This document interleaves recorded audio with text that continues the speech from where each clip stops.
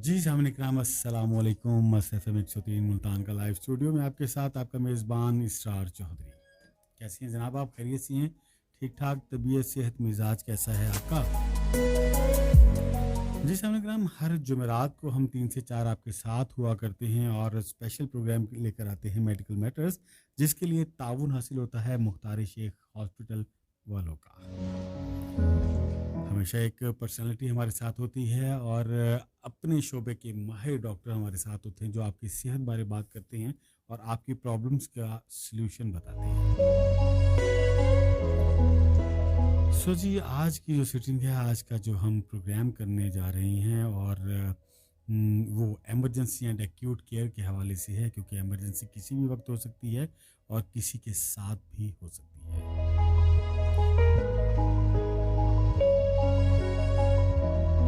जदीद स्पेशलिटी है और पाकिस्तान में मुतारफ़ कराई गई है, इंटरनेशनल पूरी दुनिया में तो चलती है। इस हवाले से हमने डॉक्टर अब्दुल सत्तार गुराल साहब को मदऊ किया है अपने स्टूडियोज़ में, ताकि हम उनसे बात कर सकें। डॉक्टर साहब, वेलकम कहते हैं आपको मस एफ एम 103 के लाइव स्टूडियोज़ में। आप माइक के ज़रा अपने करीब कर लीजिए, करीब कर लीजिए। कैसे हैं आप सर? जी वालेकुम अस्सलाम। Thank you so much for having us over there. मैं ठीक हूँ, खैरियत से हूँ। उम्मीद है आप भी खैरियत से होंगे। जी डॉक्टर साहब, इससे पहले कि हम आगे चलें, हमारे सुनने वाले, क्योंकि हमारा रिश्ता लोगों के साथ सुनने का है और एक सौती सिलसिला है, लोग हमें बैठकर सुनते हैं और उसी से हमारी एक तस्वीर कशी किया करते हैं। सो हम अपने सुनने वालों को सबसे पहले आपका एक तारुफ देना चाहते हैं। आपने कहाँ से एजुकेशन हासिल की, कहाँ से आपने मेडिसिन किया और स्पेशलिटी करने के बाद कहाँ कहाँ से किया? हाँ जी, मेरा ख़्याल है ये बहुत ज़रूरी है। तो इसमें यह है कि मैंने अपना जो मेडिकल एजुकेशन थी वो मैं फ़ॉरेन से करके आया था, चाइना से। और उसके बाद हमने पाकिस्तान में कोई 3 साल गवर्नमेंट को सर्व किया था, पब्लिक सर्विस कमीशन में 17th ग्रेड पे। स्पेशलाइजेशन के लिए हम जो है गए थे आयरलैंड, और यहाँ पे जाके हमें पता लगा जी इमरजेंसी मेडिसिन भी एक स्पेशलाइज्ड फील्ड है जो कि बहुत ही इंपॉर्टेंट है और ये फ्रंट लाइन वर्कर्स में आती है। और फर्स्ट आवर्स ऑफ लाइफ जो है बहुत इंपॉर्टेंट होता है। तो उसके सिलसिले में हमने वहाँ पे मैंने 7 साल सर्व किया है इमरजेंसी मेडिसिन में, और मैंने इसमें रॉयल कॉलेज का मेंबरशिप ली है। फिर एक वक्त की एक वतन की कॉल और मोहब्बत हमेशा से रहती है जी आपके बिल्कुल दिल के। बिल्कुल तो बिल्कुल। उसमें फिर आप जो है एक मौका था कि मुख्तार शेख वालों ने हमें कहा कि आए इस इकट्ठे बैठ के इस स्पेशलिटी को भी इम्प्रूव करते हैं पाकिस्तान में और लोगों की खिदमत भी करते हैं। तो उस सिलसिले में फिर हम पाकिस्तान तशरीफ़ लाए। डॉक्टर साहब, इमरजेंसी जो है वो सबसे अहम एक डिपार्टमेंट होता है। हमेशा भी कोई भी इंसिडेंट हो जाए, एक्सीडेंट हो जाए, कोई भी की प्रॉब्लम का शिकार हो जाए कोई मरीज़, सबसे पहले वो इमरजेंसी में ही लाया जाता है। सर, सबसे पहले आप हमें ये बताइए कि इमरजेंसी में मुख्तार शेख के हवाले से कि आप तो आम तौर पर आप इमरजेंसी डिपार्टमेंट में किस किस्म की जो इमरजेंसी है उसको ट्रीट करते हैं? बड़ा वैलिड क्वेश्चन है आपका, और इसमें बहुत ज़रूरी है कि लोगों को इसकी समझ हो। जब हमारे पास मुख्तार शेख हॉस्पिटल बेसिकली जनूबी पंजाब में एक वाहिद हॉस्पिटल है जिसमें एक आपके पास ट्रेंड इमरजेंसी स्पेशलिस्ट मौजूद है। जी। ठीक है। और ये हमारे इमरजेंसी 24/7 एक्टिव है। ठीक है, हमारे पास डॉक्टर्स मौजूद होते हैं। इसमें हमारी जो हर तरह की इमरजेंसी अभी तक हम डील कर चुके हैं। ठीक है। इसमें हार्ट अटैक से लेके रोड ट्रैफिक एक्सीडेंट से लेके क्रिटिकली इल जो पेशेंट्स होते हैं, जैसे कि सेप्सिस हो गया, ठीक है, डायबिटिक अनकंट्रोल डायबिटीज़ हो गया, ठीक है। और इसमें छोटे बच्चों के भी इसी तरह से जो इमरजेंसीज़ होती हैं, जैसे फ़ीवर हो गया, गर्दन तोड़ बुखार जिसे कहते जी हैं, जी। ठीक है, कोई फ्रैक्चर हो गया, बच्चों के जैसे गिरते हैं तो हम ऑलमोस्ट अभी तक हमने सारी इमरजेंसीज जो है वो डील की हैं।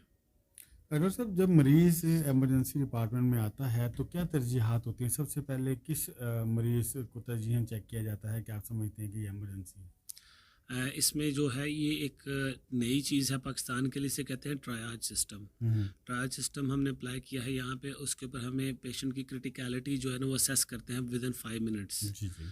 नॉर्मली तो 5 मिनट्स लगते हैं, लेकिन अगर बहुत क्रिटिकल हो तो हमें विदिन 1 मिनट भी कर लेते हैं, ठीक है।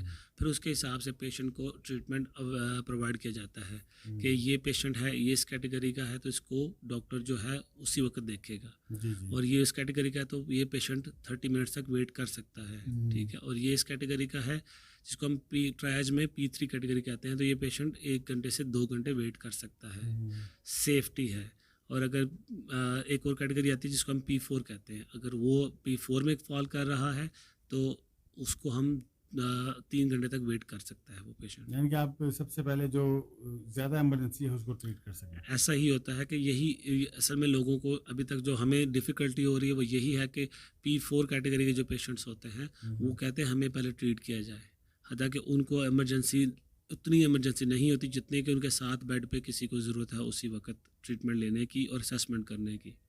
तो ये चीज़ें हम पाकिस्तान में भी एजुकेट कर रहे हैं लोगों को इस बारे में भी कि देखें आपकी इमरजेंसी है, लेकिन आपकी इमरजेंसी की कैटेगरी जो है वो एज सच इतनी इमीडिएट नहीं है, लेकिन जो आपके साथ एक पेशेंट है जिसको डॉक्टर ने असेस किया है, नर्सेज ने असेस किया है, एक सिस्टम के थ्रू गुजर के उस पेशेंट को जल्दी ज़रूरत है, उसकी हमारा जो रिस्पॉन्स है उसकी वजह से उसकी जान बचाई जा सकती है और उसकी आउटकम बेहतर हो सकती है।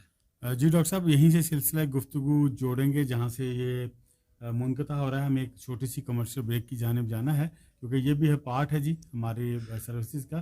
सो कमर्शियल ब्रेक है। सामने ग्राम हमारे साथ रहिए। हमारे साथ है डॉक्टर अब्दुल सत्तार गुराल साहब और मज़ीद गुफ्तगू डॉक्टर साहब से करते हैं इस कमर्शियल ब्रेक के बाद। जी वेलकम बैक मास्टर FM 103। मैं इसरार चौधरी। बात हो रही है एमरजेंसी एंड एक्यूट केयर के हवाले से। हमारे साथ डॉक्टर अब्दुल सत्तार गुराल साहब हैं, माहिर अमराज एमरजेंसी एंड एक्यूट केयर और मुख्तार शेख हॉस्पिटल से इनका ताल्लुक़ है। डॉक्टर साहब, बात हो रही थी एमरजेंसी के हवाले से और आपने हमें बताया कि एमरजेंसी में आप कैसे कैसे जो है वो कैटेगराइज करते हैं पेशेंट्स को, कैसे आप जो है देखते हैं कि कौन सा पेशेंट ज़्यादा एमरजेंसी में है उसको पहले ट्रीट किया जाता है। डॉक्टर साहब, एमरजेंसी में वो कौन कौन से टेस्ट होते हैं और क्या वो मुख्तार शेख में होते हैं जो सबसे ज़्यादा ज़रूरी है? उनके साथ साथ कौन से एक्सरेज या इमेजेस होते हैं जो आप करते हैं एमरजेंसी में? थोड़ा हमारे सुनने वालों को बताइएगा। हाँ जी, बिल्कुल सही। इसमें जो है किसी भी इमरजेंसी डिपार्टमेंट की जो बैकबोन जिसे कहते हैं, जो है डायग्नोस्टिक्स होते हैं जिसमें कि इमेजिंग है या आपके लैब है। जैसे कि आपके पास स्ट्रोक का पेशेंट आता है, ठीक है, आपने स्ट्रोक को जैसे ट्रीट करना है उसको उसकी ट्रीटमेंट उसकी तशख़ीस के ऊपर है कि ये किस किस्म का स्ट्रोक है। स्ट्रोक दोनों तरह के होते हैं लेकिन उन दोनों की सिम्टम्स सेम होती हैं। तो प्रॉब्लम कहाँ पे आती है कि दोनों की ट्रीटमेंट बहुत डिफरेंट है लेकिन सिम्टम सेम है। तो उसमें आप क्या करते हैं, आपको CT स्कैन चाहिए होता है, देखना होता है कि इसमें ब्लीडिंग हुई है या इसमें ब्लड रुका है, तो इस्कीमिया हुआ है।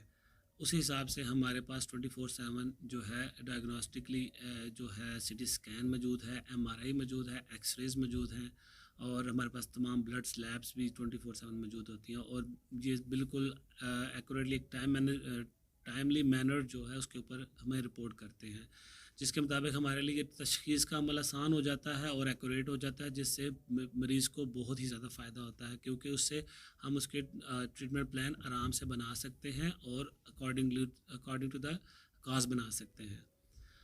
डॉक्टर साहब, जैसे आपने बताया कि तमाम चीज़ें एक छत तले हो जाती हैं ताकि टेस्ट भी वहाँ हो जाएं, लैब्स भी हो जाएं, ताकि फ़ौरी तौर पर जो है वो एक्शन लिया जा सके और मरीज़ की ज़िंदगी को बचाया जा सके। डॉक्टर साहब, ये जो एमरजेंसी है ख़ासकर मेडिकल में कितनी किस्म की एमरजेंसी होती है और इसमें आपके साथ किस किस्म के किस स्पेशलिटी के डॉक्टर्स जो हैं वो मौजूद होते हैं? हाँ जी, बहुत ही अच्छा सवाल है आपका और मैं इस पे बहुत ही डिटेल में बात करना चाहूँगा। ज़रूर।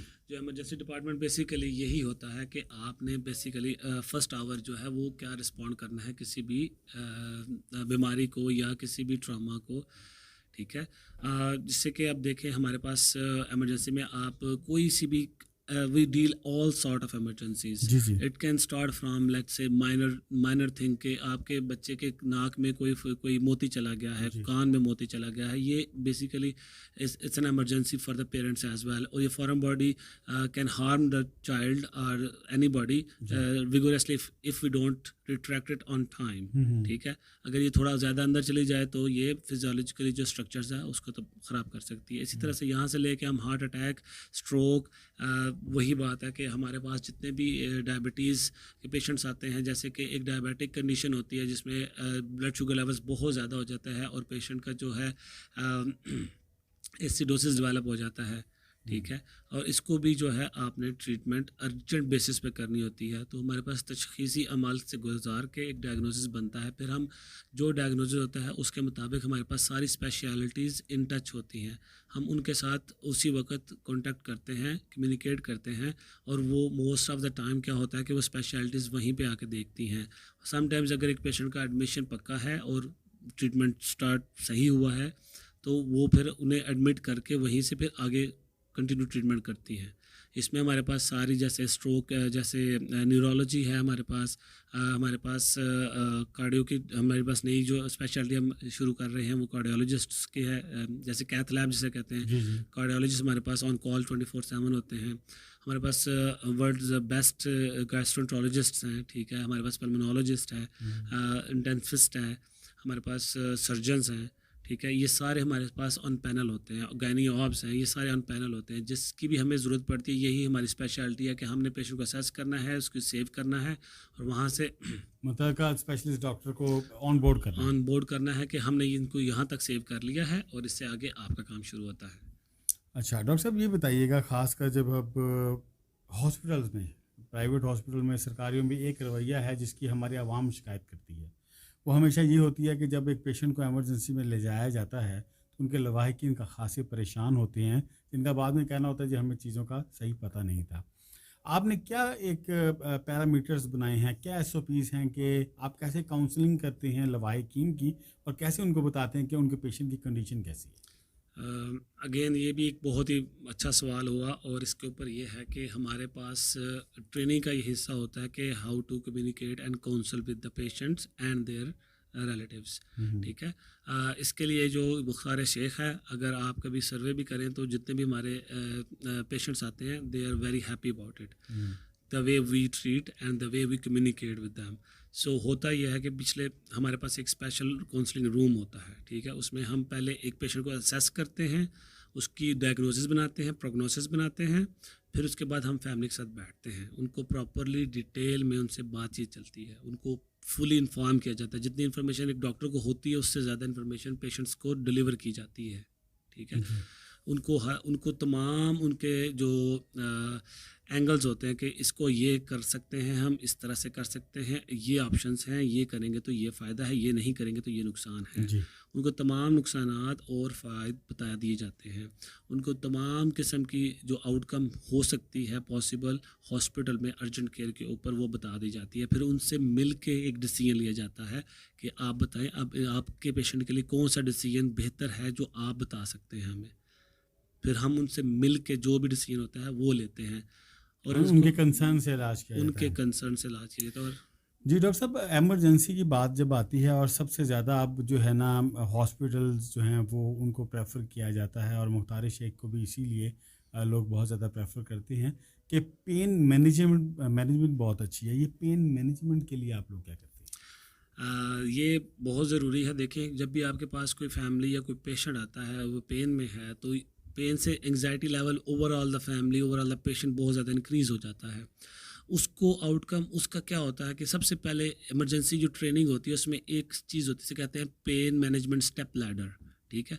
आप स्टार्ट करते हैं पेन मैनेजमेंट, आप नहीं देखते कि इसकी अभी काज क्या है, लेकिन आप उसको पेन रिलीव करते हैं। पेन रिलीव करके पेशेंट खुद ब खुद काफ़ी हद तक रिलैक्स हो जाता है। उसकी अटेंडेंस जो है वो भी वो देखते हैं कि पेशेंट काफ़ी रिलैक्सड है। तो फिर हम उसके ऊपर नेक्स्ट जो हमारा होता है डायग्नोस्टिक्स होता है। इसलिए इमरजेंसी का जो कोर स्टोन है वो पेन मैनेजमेंट है और उसके लिए हमारी एक गाइडलाइंस होती हैं, उसको हमने फॉलो करना होता है और हमने वो गाइडलाइंस अपने तमाम जो नर्सेज हैं, हमारे जो डॉक्टर्स काम कर रहे होते हैं उन सबको अजबर होती हैं। जी सामिल का हमारे साथ डॉक्टर अब्दुल सत्ताक गोराल साहब हैं, माहिर अमराज एमरजेंसी एंड एक्यूट केयर, और हम खासकर बात कर रहे हैं एमरजेंसी के हवाले से।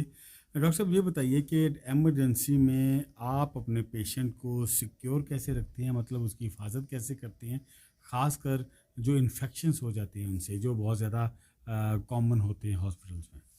जी बिल्कुल सही कंसर्न है ये। और इसमें यह है कि हम इमरजेंसी में अपने in fact in the Mukhtar Sheikh hospital we have infection control department which is run by one of the specialist in infectious जी कंट्रोल, ठीक है। वो जो हैं हमारे साथ कोलैबोरेट करते हैं और वीकली बेसिस पर रिपोर्ट तैयार करते हैं। अब जो हमारे साथ जो है कम्युनिकेबल डिजीज़ हैं, जैसे कि इन्फेक्शस डिजीज़ हैं, कोई आ गया है पेशेंट तो उससे क्या दूसरे पेशेंट को तो नहीं ट्रांसफ़र हो रही, या जो स्टाफ वहाँ पे काम कर रहे उससे तो नहीं स्टाफ ट्रांसफ़र हो रही। उसको आइसोलेट में रखते हैं आप लोग। उसको हम आइसोलेशन में रखते हैं जो कि कम्युनिकेबल होती हैं, ठीक है। हमारे पास एक आइसोलेशन रूम है जिसमें नेगेटिव प्रेशर होता है। उसके अलावा जो है हमारे पास ट्रेन नर्सेज हैं, और आज ही हमने एक टीचिंग कंडक्ट की है जिसमें कि हमने इसके ऊपर मज़ीद जो है डिटेल में, और एक चीज़ कहते हैं जिसको कि हैंड हाइजीन कहते हैं, और इसके अलावा इसको गाइडलाइंस कहते हैं। यानी कि दूसरी सूरत में कि आप अपने जो स्टाफ आपका अमला है वो इंटरनेशनल गाइडलाइन पर उनको अपडेट रखा जाता है, उनकी ट्रेनिंग्स को जो है ना वर्कशॉप्स को किया जाता है। वक्तन फ़वक्तन हम वो करते रहते हैं, जी जी प्लीज़। जिसकी बेस पे हमारा जो है पेशेंट को हम क्या कहते हैं कि हमारे पेशेंट्स के साथ जो आउटकम है वो बहुत बेहतर होती है। डॉक्टर साहब ये बताइएगा कि इमरजेंसी में आपने बहुत अच्छे से इसको ट्रीट किया और वो इमरजेंसी से बाहर हो गया और स्टेबल हो गया, तो इमरजेंसी डिपार्टमेंट से फ़ारिग होने के बाद जो है मरीज़ों की कैसी देखभाल होती है और उनको कहाँ शिफ्ट किया जाता है, फिर किस किस्म की ट्रीटमेंट होती है इनकी? जी, सवाल के दो पहलू हैं, ठीक है। जी एक पहलू है कि आप पेशेंट को डिस्चार्ज कर रहे हैं या एडमिट कर रहे हैं, जी। ठीक है। जब आप डिस्चार्ज करते हैं तो आप देखते हैं कि is this patient is safe to go home, ठीक है। सेफ्टी मीन्स कि ये पेशेंट घर जाके ट्रीटमेंट ले सकता है कि नहीं ले सकता, और आइदर अगर ये घर जाके लेता है तो इसका आउटकम अच्छा होगा या नहीं होगा। दूसरा होता है ये पेशेंट क्या घर जाने काबिल है कि नहीं। लेट्स सपोज घर चला जाता है, पेशेंट विलिंग है और सेफ़ है, ठीक है। तो उसमें हम क्या करते हैं, उसको फॉलोअप अकॉर्डिंग टू स्पेशलिटी के ऊपर उनका फॉलोअप जनरेट करवाते हैं कि आप 7 दिन के बाद वापस हमारे पास आएँ या ओपीडी में आएँ, क्योंकि ये आपकी ये स्पेशलिटी है, आपको यही देखेंगे और इससे आपको बहुत फ़ायदा होगा और इससे आपका आउटकम भी अच्छा होगा। दूसरा होता है कि अगर पेशेंट का आप एडमिट कर रहे हैं, ठीक है, तो एडमिट में भी वही बात है कि आपकी डायग्नोसिस ठीक है, आइदर आप स्पेशलिस्ट से कंसल्ट करते हैं कि ये पेशेंट है मेरा और इसको ये बीमारी है, इसकी ये डायग्नोस्टिक टेस्ट्स हैं, और इसके ऊपर जो स्पेशलिटी है वो समटाइम्स आके ऑन द बोर्ड देखती है, उसी वक्त आके असेसमेंट करती है। और अगर पेशेंट को थिएटर लेके जाना पड़े फौरी तौर पे वो थिएटर लेके जाते हैं, और अगर किसी वार्ड में एडमिट करना है तो वार्ड में एडमिट करते हैं। अब उसके ऊपर भी कैटेगरीज हैं कि वार्ड में किस तरह का वार्ड, एक जनरल वार्ड है, स्पेशल वार्ड है, या इनको आईसीयू या एचडीयू में डालना है, ठीक है। तो ये वहीं से आपको यहाँ पे एक चीज़ मैं मेंशन करना चाहूँगा कि ये सारी चीज़ें जो हैं ये इंटरनेशनल गाइडलाइंस को मद्देनज़र रख के की जाती हैं। ये वैसे कोई बंदा वैसे उठ के कोई भी नहीं प्लान कर सकता, ठीक है। ये पैरामीटर्स हैं, इंटरनेशनल रिसर्च में पैरामीटर्स होते हैं और गाइडलाइंस होती हैं जिसके ऊपर हम वर्कआउट करते हैं, और इस पर बेसिक साथ एक्सपीरियंस और नॉलेज होता है साथ। तो इसके ऊपर अभी तक जो हमारा आउटकम ऑफ द पेशेंट्स है वेरी गुड है सो फार। हमें वक्तन फ़वक्तन फीडबैक मिलता रहता है which is very good. So I think we are trying to deliver the optimum level of care and optimum level of communication as well as happening. So we are quite happy about it. जी, हमें एक commercial break की जानिब जाना है। सामने का हमारे साथ रहिएगा, डॉक्टर अब्दुल गुराल साहब हमारे साथ मौजूद हैं और मज़ीद गुफ्तगू जारी रखेंगे इस कमर्शियल ब्रेक के बाद, सो हमारे साथ रहिएगा। जी, वेलकम बैक सामने कराम, FM 103 स्टार चौधरी आपके साथ। प्रोग्राम मेडिकल मैटर्स है और मुख्तार शेख हॉस्पिटल का ताउन हासिल है, हर जुमेरात को आपके साथ हुआ करते हैं। और माहिर अमराज emergency and acute care doctor Abdul Gural साहब मौजूद हैं, जो कि एमरजेंसी के हवाले से बहुत डिटेल से हमसे बात कर रहे हैं, बता रहे हैं कि किस तरीके से एमरजेंसी से निपटा जा सकता है। डॉक्टर साहब, एक सवाल मेरे जहन में कि आप ये बताइए कि ख़ासकर हमें जो इस वक्त सुन रहे हैं, बहुत पैराफ्रीज में जीपी सुन रहे हैं, मेडिकल प्रैक्टिशनर हैं जो सुन रहे हैं, वहाँ पर एक कल्चर होता है, ऑटोमेटिकली लोग कोई एमरजेंसी हो तो शहरों का रुख करते हैं। आप ये बताइए क्या एमरजेंसी कोई हो जाए तो किस किस्म की एमरजेंसी हो कि फ़ौरी तौर पर उन्हें खुद ट्रीट करना चाहिए या किसी हॉस्पिटल को रेफ़र करना चाहिए, ये काइंडली हमें बताइए हमारे सुनने वालों के लिए। हाँ जी, ये बड़ा ज़रूरी है कि एक तो इमरजेंसी कंडीशन को आइडेंटिफाई करना बहुत ज़रूरी है, और अगर आपको लगता है कि इमरजेंसी कंडीशन है और I think that the best solution कि आप उनको एज सुन एज पॉसिबल जो है एक अच्छी फैसिलिटी में भेजें उनको, जहाँ पे जो कि उस स्पेशलिटी की ट्रीटमेंट ऑलरेडी हो रही हो। ठीक है, इस पे जो है टाइम बहुत ज़रूरी, बहुत इंपॉर्टेंट होता है। Time is like tricking a bomb. अगर आप उसको टाइम वेस्ट करते हैं और पेशेंट की आउटकम उससे ऑब्वियसली ख़राब होती है, और उससे जो है आपका जो है जो स्पेशलिटी है वो अगर वो टाइम विंडो से बाहर निकल जाए तो वो भी कुछ नहीं कर सकती। इसलिए जी टाइम जी is very important on that scenario. इसमें सिनेरियोज में जैसे कि स्ट्रोक हो गया, कि लकवा मार जाना, जैसे कि हार्ट अटैक हो गया। ठीक है, इनमें टाइम मैनेज होते हैं, 4 घंटे होते हैं, 3 घंटे होते हैं। इसके अंदर अंदर आप अगर ट्रीटमेंट नहीं करते प्रॉपरली तो डैमेज जो है वो परमानेंट होता है, इरिवर्सिबल हो जाता है। तो मेरा जो सबके लिए पैगाम है वो यही है कि हम आसानियाँ बांटें और दूसरों के लिए प्रॉपर गाइड करें उनको, जो किसी के लिए बेहतरी है वही वही अडॉप्ट करें। डॉक्टर साहब, थैंक यू सो मच, बहुत शुक्रिया, आपने अपने कीमती वक्त में से हमारे सुनने वालों के लिए वक्त निकाला। और एक एमरजेंसी, क्योंकि बीमारियां तो अलग अलग हो सकती हैं, लेकिन एमरजेंसी डिपार्टमेंट जो है उसके साथ तो हर एक का लाइजन होता है, और सबसे पहले वहीं पर ही मरीज़ को आना होता है। So thank you so much Mukhtar Sheikh hospital का आपका, कि इतनी बेहतरीन ट्रीटमेंट है एमरजेंसी एंड एक्यूट केयर के हवाले से। Thank you so much. Thank you so much for having us, and we would like to keep coming back and back, and we will try to acknowledge and knowledge our patients and the इंशाल्लाह public, इंशाल्लाह inshallah. इंशाल्लाह, most welcome. जी सामने ग्राम, ये था आज का programme. तो आज के प्रोग्राम से आपने सुन लिया होगा कि डॉक्टर साहब ने बताया कि आपको जब भी कोई इमरजेंसी होती है तो फौरी तौर पर आप अच्छी इमरजेंसी में, जैसे मुख्तार शेख हॉस्पिटल है, वहाँ पर जाइए, ताकि एक छत तले तमाम डॉक्टर्स अवेलेबल हों, तमाम टेस्ट आपके बर वक्त हो सकें, तमाम जो है इमेजेस आपके बर वक्त हो सके। टाइम जो है वो बिल्कुल ज़ाया नहीं करना, क्योंकि ज़िंदगी बहुत कीमती है। इंशाल्लाह ताला आइंदा फिर एक किसी मेहमान शख्सियत के साथ, जो कि अपने डिपार्टमेंट में बहुत माया नाज होंगे, उनसे हम मुलाकात करवाएंगे, ताकि आपके बारे में, आपकी सेहत के बारे में बात हो सके। तब तक अपने मेज़बान इसरार चौधरी को मसरफ़ 103 के लाइव स्टूडियो से दीजिए इजाज़त। टेक केयर, अल्लाह निगहबान।